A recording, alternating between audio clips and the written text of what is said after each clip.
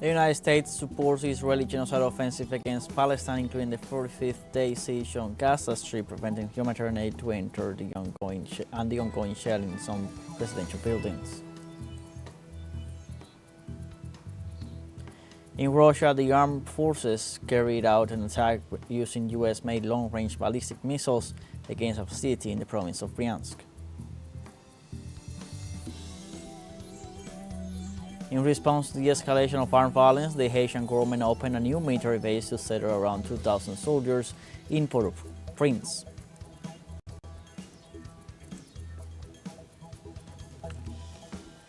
Hello, welcome from the South. I'm Luis Alberto Matos from the teleSUR studios in Havana, Cuba.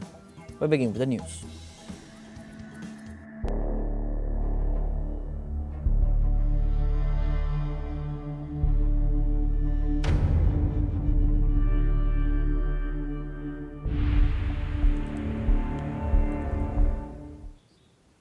The United States supports the Israeli genocidal offensive against Palestine, including the 45th day siege on Gaza Strip, preventing humanitarian aid to enter, and the ongoing shellings on residential buildings.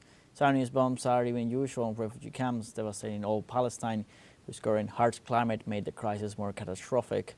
In this context, the local resistance has been fighting off Israeli strikes, having reported casualties and wounded in the latest hours. Meanwhile, the death toll of children and women on the rubble go on a rise due to Israeli shelling some buildings. Those organizations describe as desperate humanitarian situation in view of the prolonged Israeli siege and war.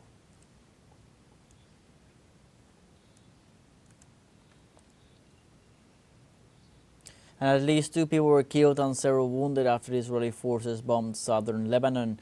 According to the Lebanese National News Agency, 2 people were killed and several injured overnight as Israeli forces continued to bomb the southern governorate of Nabatieh al-Foka as well as Far Raman. The agency also reported that Israeli strikes hit near the Naviv Berry Government University Hospital in the city of Nabatieh. Homes in the towns of Ansariyeh and Bin Bail were also targeted.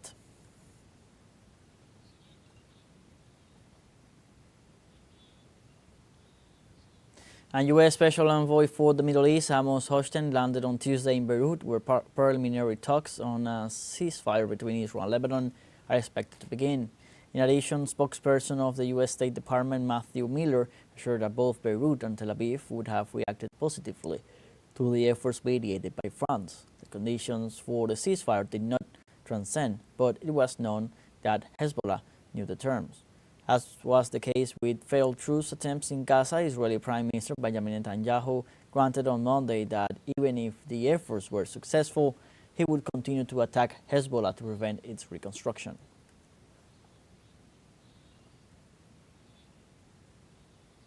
And several missiles of the Hezbollah Lebanese resistance directly have counterattacked Tel Aviv after the Israeli shellings on the suburbs of Beirut. The Israeli occupying police detailed that one of the missiles crashed into a building in Ramat Gan, causing damage and injuries. Official reports revealed that the strike made the power grid to be cut off in certain areas of Tel Aviv and Ben Gurion Airport, leaving the city without connections. 6 firefighting teams have been mobilized to extinguish the fires bursted out by the impacts. Hours earlier, an Israeli raid in a Beirut neighborhood left at least 10 dead and 25 injured.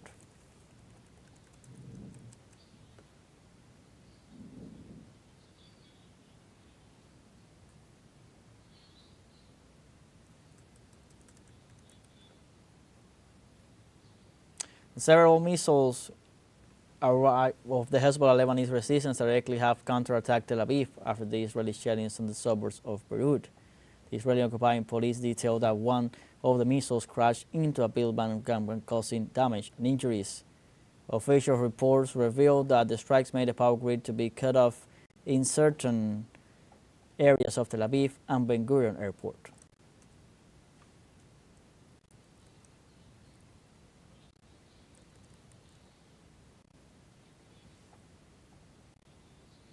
In Russia, the Ukrainian armed forces carried out an attack using US-made long-range ballistic missiles against a facility in the province of Bryansk.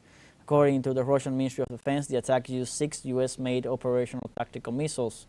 The institution detailed that 5 of these projectiles were shot down with the use of the Russian S-400 anti-aircraft system.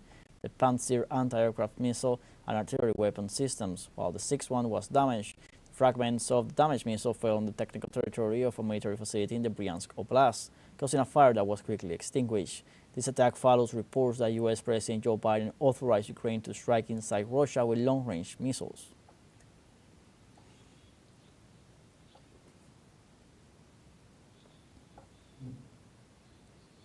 On Tuesday, Russian President Vladimir Putin approved the updated nuclear doctrine. According to the document, nuclear deterrence is defensive in nature.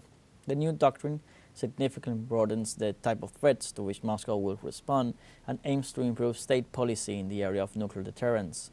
The document reiterates that the use of nuclear weapons is an extreme measure. The doctrine aimed at ensuring the security of sovereignty and territorial integrity incorporated the changes that were endorsed by President Putin on Tuesday amid discussions by some members of the North Atlantic Treaty Organization on whether or not to allow Ukraine to attack deep Russian territory with its missiles.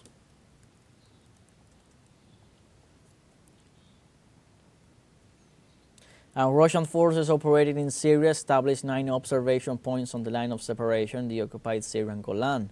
Russian Forces Deputy Commander Alexander Rodionov stated that the mission is to conduct air and ground surveillance. The Syrian Arab Army explained that the deployment of Russian military police units improves stability and security in the territory. Rodionov also clarified that the cooperation and coordination between the Syrian Arab Army and the Russian forces has strengthened security in the region and helped people return to their lands and their daily life.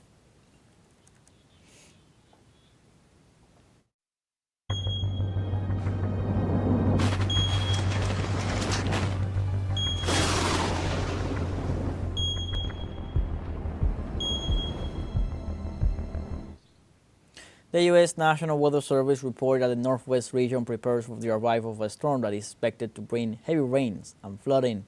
The agency warned that the storm could be long-lasting, therefore it urged the public to be prepared and comply with the recommended measures. California is the most vulnerable state. An alert was issued as flash flooding, power outages, and natural damage are expected when the storm reaches its maximum intensity. Some areas in the northwestern part of the country could be targeted by the effects of the cyclone with possible landslides and rock slides.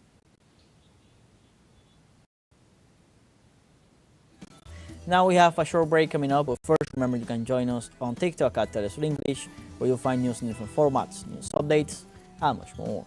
We'll be right back. Stay with us.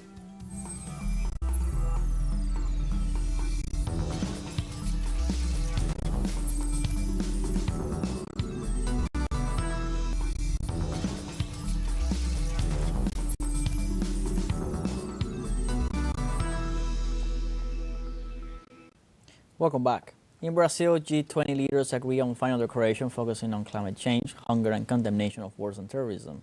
The 19 heads of state signed the document with ground agreements on issues such as climate change, hunger, and taxes on large fortunes. Likewise, and in line with the United Nations Charter, they condemn wars and terrorism, stressing that all states must refrain from the use of force against the sovereignty of others. The United States and the European Union pushed to include a condemnation of Russia, which did not went further. However, it does allude to the human suffering and negative impacts of the conflicts in the Gaza Strip and Lebanon.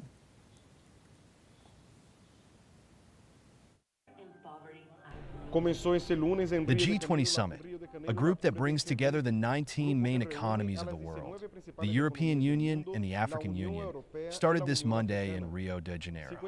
55 delegations and representatives from 40 countries, including guests, are participating in the meeting. The meeting is closed to the public, who on the other side of the street watched the arrival of the leaders and sent them a message. The United States is present in countries waging war, massacring peoples, and plundering wealth. At the opening of the meeting, Brazilian President Lula da Silva launched the Global Alliance Against Hunger and Poverty with 148 adherents, 82 countries in all. The goal of the partnership is to benefit 500 million people in the poorest countries through public policies for income distribution by 2030. The Inter-American Development Bank announced a donation of $25 billion. At the last minute, the president of Argentina decided to sign the pact and managed to be in the photo of the Global Alliance.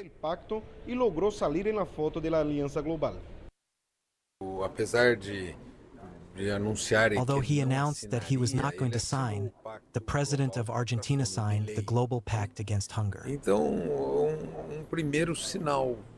This is a first positive sign from this president of adherence to the Global Pact, and now we will see how the Mercosur will be. The meeting in Rio de Janeiro is being held under the theme, Building a Just World and a Sustainable Planet. But the G20 countries account for 85% of the gross domestic product and are the biggest polluters on the planet. For Lula da Silva,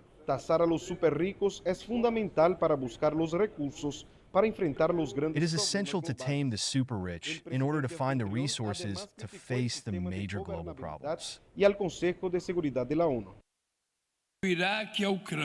From Iraq to Ukraine, from Bosnia to Gaza, the perception that not all territories deserve to have their integrity respected and not all lives have the same value has been consolidated. Disastrous interventions to subvert order in Afghanistan and Libya, indifference has relegated Sudan and Haiti to oblivion. The summit will end this Tuesday after a series of activities that began a year ago. In the midst of wars, genocide, climate crisis, what consensus will emerge among the world's richest countries? And the French President Emmanuel Macron sharply criticized a global governance that does not work out and issues communiques that not many people read. Thus, he proposed a high-level group to work under revision. This system is not working well, and I say that to be polite and understated, because in recent years we haven't shown our ability to prevent or resolve conflicts. As we speak, there are 57 conflicts around the world. Our effectiveness is insufficient, and our representation is lacking.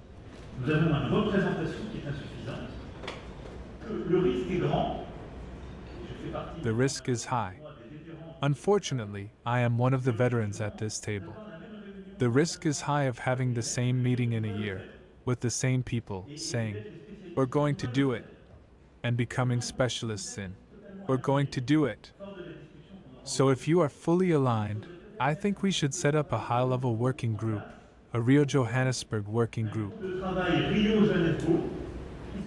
In this context, Colombian Foreign Minister Luis Gilberto Murillo and his Russian counterpart Sergei Lavrov agreed on creating a working group to investigate mercenaries involved in the Ukrainian conflict. On the meeting, their representatives decided to form a team to review the cases.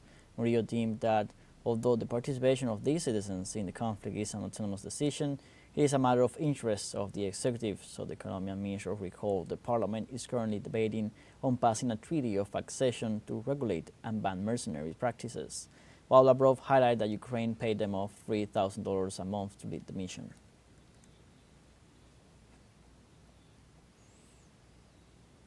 In other news, Cuba's National Defense Council, led by President Miguel Diaz-Canel, discussed the island's recovery following powerful hurricanes and earthquakes. The Minister of Energy and Mines, Vicente de la Oleve, reported that Havana has 99.99% of power service, and the most affected provinces such as Artemisa and Mayabeque have 51.6% and 97.71% of power, respectively. Authorities added that water supply has been fully restored in Mayabeque. In Artemisa, 74% of the province has water supply services. The chief of the National General Staff of the Civil Defense registered their progress in Granma, hit by a 6.0 and 6.7 earthquakes.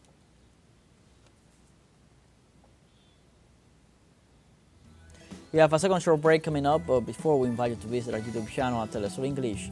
There you'll be able to rewatch our interviews, top stories, special broadcastings, and more. Hit the subscribe button and activate the notification bell to stay up to date on the world's most recent events. Final short break, don't go away.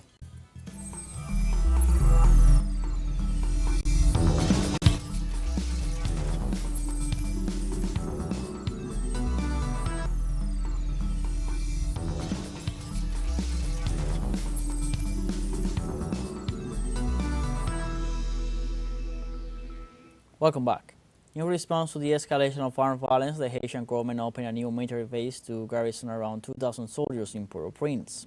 The event was held with the celebrations of the 221st anniversary of the Battle of Berthiers On his opening address, the president of the Transition Council, Leslie Voltaire, underscored that the current crisis of violence poses a very serious threat, noting that the military base is paramount to re-establish national security.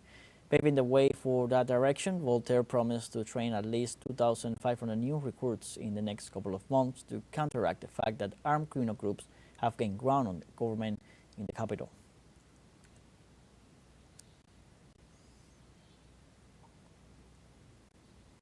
The International Organization for Migration denounced that the wave of violence triggered by criminal groups generated some 20,000 displaced in the last 4 days in Haiti.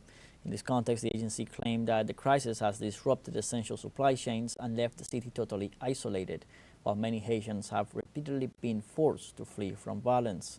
Over 17,000 citizens who had shelter in 15 displacement sites were compelled to leave what they had managed to rebuild. According to data from the Office of the United Nations High Commissioner for Human Rights, violence related to clashes between criminal groups has left a death toll of nearly 4,000 in 2024.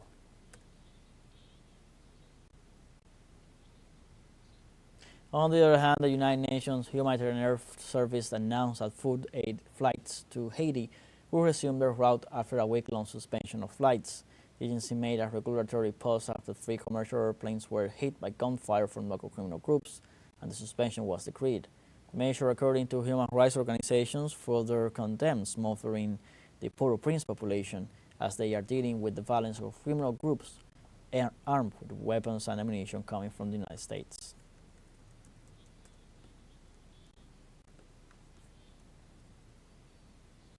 On the first debate, the Colombian House of Representatives voted by absolute majority in favor of the health reform presented by the government of President Gustavo Petro. The bill received 14 votes in favor and 4 ballots against. The regulation made up of 58 articles seeks to twist an exclusive and inequitable health system. Therefore, in the first 4 sessions of the first discussion, it gained a lot of acceptance as 6 new articles had been passed to the 58 initial articles of the reform. After going through this first stage, the proposal will advance to the second debate, which will be held in the Chamber's plenary. The Minister of Health praised the significant support of the majority of political sectors.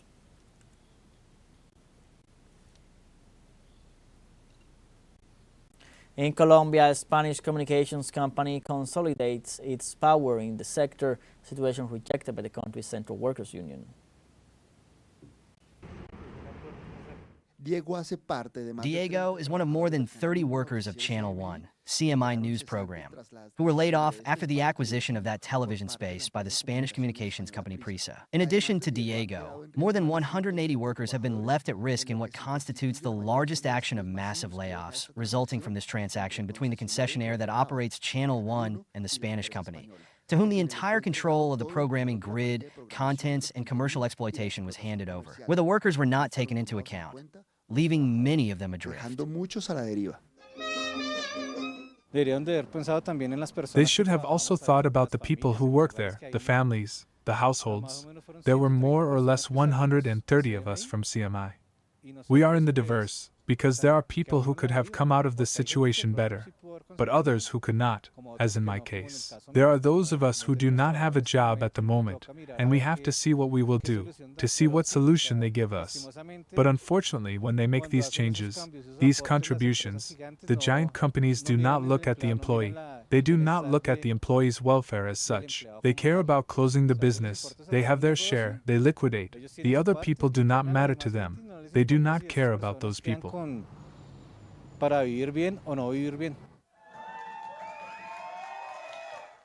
The Central Workers Union rejected the layoffs following this operation, in which CMI had 32 years of experience, a formal company on which nearly 100 direct jobs depended and whose contents are now replaced by the contents of Caracol Radio, a subsidiary of the Prisa Group in the country. There should have been an issue of change of employer, and therefore of employer substitution. But no, here, the workers are nowhere to be seen by the gentlemen of Caracol Prisa. But these are not the only irregularities. According to the same workers' Unitary Central and some congressmen, the space occupied by CMI is of public character, which now cannot be exploited and used by a private without prior bidding, which constitutes a violation of the law and which gives rise to the formation of a monopoly of some sectors of communication, which represents a violation of national sovereignty. It is pertinent to ask what happened, how the deal was agreed, and how it was structured, since it is an absolutely legal fact, and it should be explained why the Haste Group arrived with altruistic kindness to save the channel with serious economic difficulties in a process plagued with opacity in which nothing more and nothing less than the privatization of a public channel through the back door is at stake, and also without knowing in exchange for what. In view of these irregular situations, the Minister of Technologies, Information and Communications, Mauricio Lizcano, will be called to a political control debate in the Congress of the Republic in order to explain to the country why he did not make the proper intervention and control of this operation on a public media in the hands of a private company, which increases the monopoly of the media in the hands of economic conglomerates in the country. teleSUR, Bogotá, Colombia. In Nicaragua, the government ratified it is prepared to promote the Interoceanic Canal to improve global maritime transport. In the 17th China Latin American and Caribbean Business Summit held in Managua, the president of Nicaragua, Daniel Ortega, during his speech returned to the subject of the Interoceanic Canal as a solution to the transit of goods through the region. The head of state extended an invitation to join this project while reiterating the importance of maritime transport for the economic growth and development of nations. Ortega also denounced that this project is the reason why the United States has taken action against his country.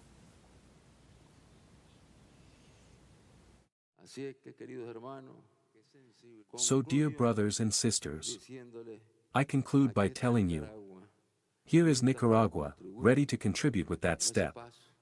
That will give more fluidity to maritime transport, to commerce.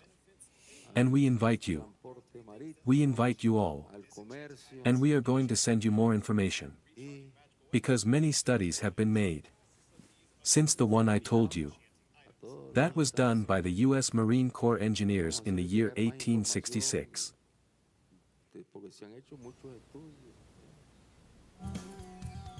We have come to the end of this news brief. You can find these and many other stories on our website, telesurenglish.net. Join us on social media, Facebook, X, Instagram, Telegram, and TikTok. For TeleSUR English, I'm Luis Alberto Matos. Thank you for watching.